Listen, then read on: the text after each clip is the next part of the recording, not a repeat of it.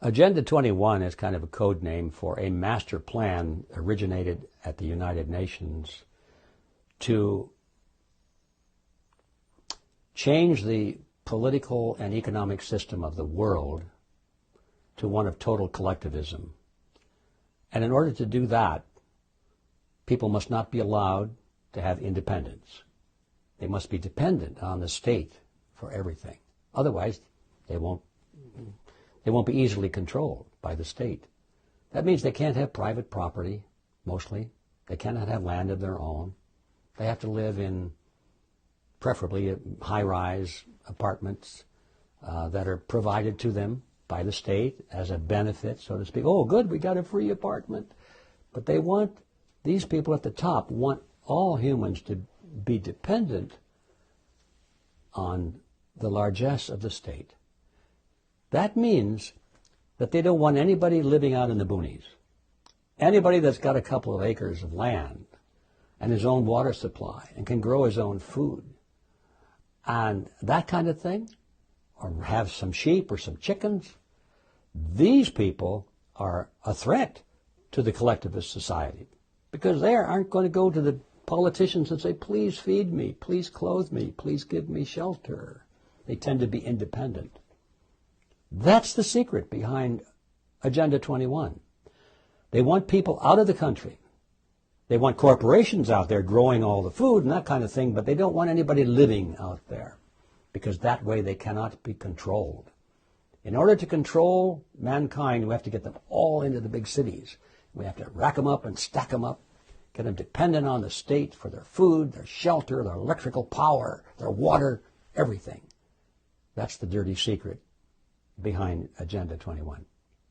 Your viewers? Oh right, yes. Are you a anti-lockdown? Yes, I am against these lockdowns. Yes, of course. And against these vaccinations and etc. But one thing that irks me is that a lot of people who run these anti-government demonstrations, or they always talk about Bill Gates or Boris Johnson or this person or that person, but they never go for the person or the organisation at the very top of all this. I know what you're going to say. Let's move over there because it's quite noisy. So there's this gentleman, he would like to have a word.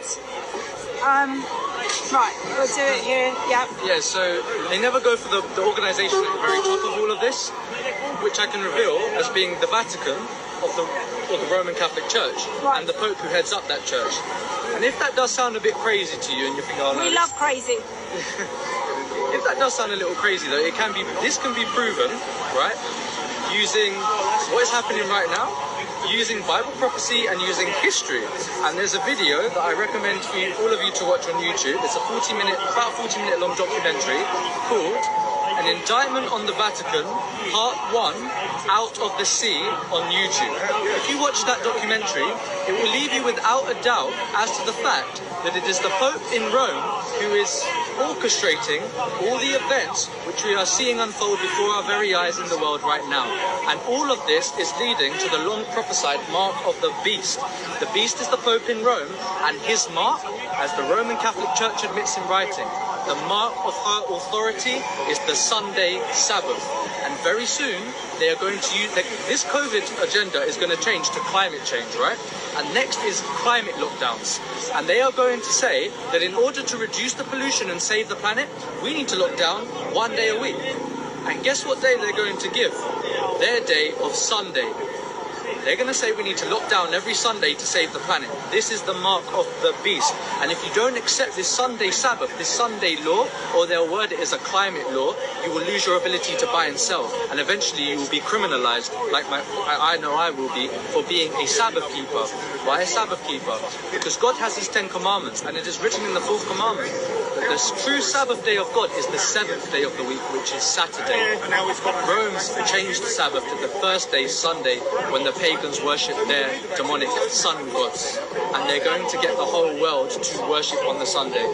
So I'll leave it there. So the Pope is not the Antichrist? No, the Pope is the Antichrist. The Pope is the Antichrist? Yes. And that video, an indictment on the Vatican Part 1 out of the sea on YouTube, proves undoubtedly that the Pope is the Antichrist who is controlling all the governments, who is controlling all the politicians via the Jesuit priesthood of the Roman Catholic Church. The same Jesuit priesthood which actually threatened my life at the age of 16. Wow. For exposing them. Yeah. So who do you not work for? Do you work for someone? Are you part of a... I'm part of a church. Yep. And we're obviously anti-vaccine, and we're anti-Pope, anti-everything that's going on right Well, now. it's very unusual for a church to be anti-Pope. Yes, because most of the churches are in bed with the Pope. Right, so what's your church? Are you allowed to say? Yes, yeah. So my church is called the Seventh-day Remnant Church. Seventh day because we keep the seventh-day Sabbath on Saturday, and Remnant because there's a few of us at the moment, and it's also something that comes up in the Bible of there being a remnant in the last days who will stand up against the tyranny, against what the Pope and his cronies are doing. So do you? So you're obviously very aware of this one world religion that they're trying to impose. If I'm right, the name is Chrislam. Yeah, so that's one of the names where they've merged Islam with Christianity, but they've also got all the other major world religions on board and the leaders from those religions. And in fact, the United Religions Initiative was instituted by Pope John Paul II back in, I believe it's the One World Religion was 2000. It was either the One World Religion or the One World Church was June 26, 2000, where all the churches joined together under the Pope. But now it's all the religions of the world. Like recently, the Pope went to Iran to meet with one of the highest leaders in Islam. Why Islam? Because Islam was actually, if you do your research, was created by the Vatican to kill Christians, to take Jerusalem for the Pope. But then the Muslims went against the Pope, which then caused the Crusades to come upon the Muslims, and then there was infighting. But actually Islam was created by the Roman Catholic Church, and now they work for Rome. They're wiping out true, real Christians in the Middle East, and Rome is funding the Muslims to do that. But people think it's the Muslims, right? So they don't point and think it's the Vatican. And the same what's happening now, they put these men out there like scapegoats like Bill Gates. And yeah, these men are evil and they're in it for the money. But it's so that people look towards them and they never see the fact of the matter that the people behind controlling everything is the Roman Catholic Church and their Jesuit priesthood. Look up the Jesuits if you haven't heard of them. Look up the Jesuit oath. That's an oath that every Jesuit, high Jesuit priest has to take. And Pope Francis has taken it. Now people talk about the Freemasons. People talk about the Illuminati. These two organizations, the Freemasons were revived by the Jesuits, and the Illuminati was actually created by a Jesuit priest called Adam Weishaupt. Why did they create these organizations like the Freemasons and the Illuminati? Once again, so that they can cloak themselves with a mask, so people think, oh, Freemasons, Illuminati, and they don't see the plain truth that it is the Roman Catholic Church. This is about to blow your mind. An alliance of all the powers on earth, open and hidden, decided that the individual freedoms could no longer be tolerated in the interest of the preservation of the human race. They believed the common man could not be trusted. Studies were done to determine a method to arrest the population explosion before the point of no return would be reached. It was determined that an immediate attack on the problem would involve 2 points of intervention. The first was to lower the birth rate, and the second was to increase the death rate. To lower the birth rate, several programs were put into motion. The first was the development of positive birth control methods, using mechanical diaphragm and condom, chemical, foam and birth control pills, and medical, sterilization, abortion, and hysterectomy procedures. These were developed and implemented. The women's liberation movement was started with a demand for free abortions, using quote-unquote pro-choice as its rallying cry. Homosexuality was encouraged, and gay liberation was born. Homosexuals do not have children. Zero population growth became a hot subject at cocktail parties.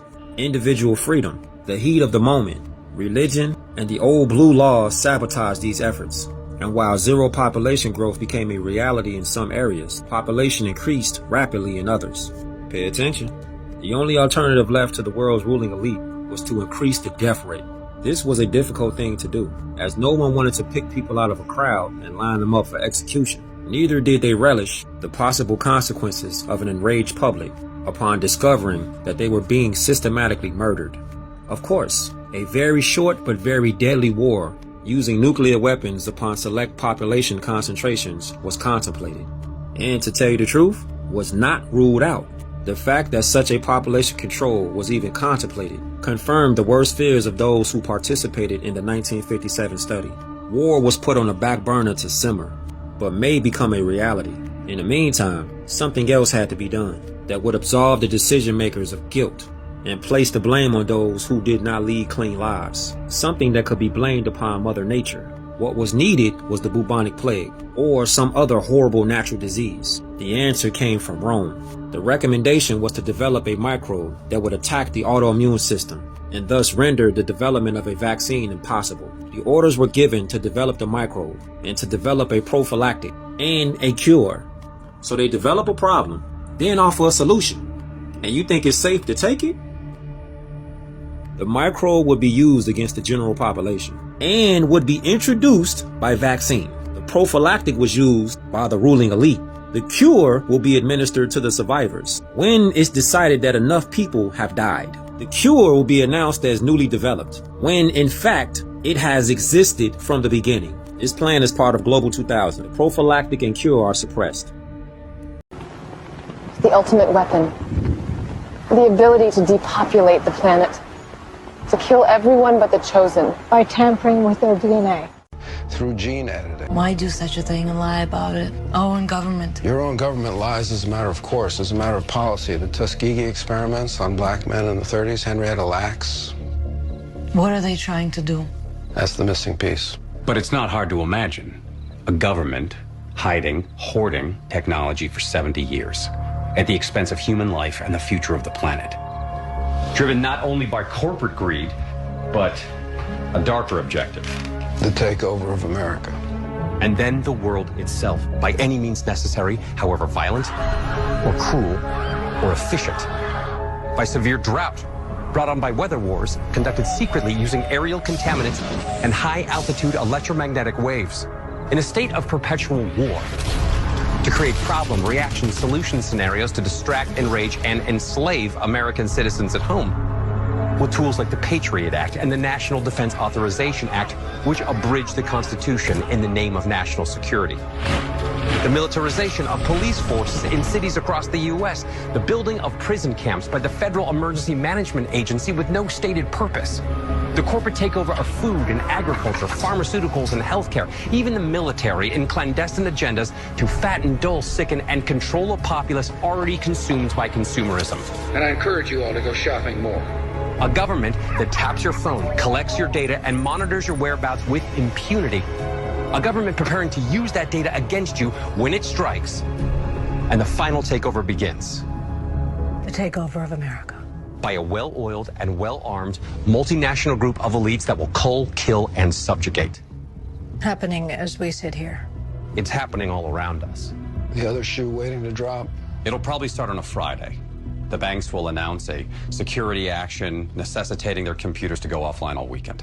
Digital money will disappear. They can just steal your money? Followed by the detonation of strategic electromagnetic pulse bombs to knock out major grids. What will seem like an attack on America by terrorists or Russia. An invasion of the U.S. The Russians tried it in '47. The future is not just happening. The future is built by us, by a powerful community as you here in this room. We have the means to improve the states of the world. We're developing, through technology, an ability for consumers to measure their own carbon footprint. What does that mean? That's where are they traveling? How are they traveling? What are they eating? What are they consuming on the platform? So, individual carbon footprint tracker. Stay tuned. If it comes 10 years from now, we should have far, far better diagnostic technology. That is, be able to scale up every country within a month to diagnose their entire population. We're a little distracted right now, so getting the debate going is happening slowly. We need to accept that there will be some pain in the process. The pace that we need will open up for missteps. It will open up for shortages on energy. It will create inflationary pressures, and maybe we need to start talking about that pain is actually worth it. And they used to call people who talked about one world government, they used to say, oh, it's a conspiracy. We would always say, no, it's in their mission statement. They say it at every meeting. That's what they're for. But lack of sovereignty means lack of freedom.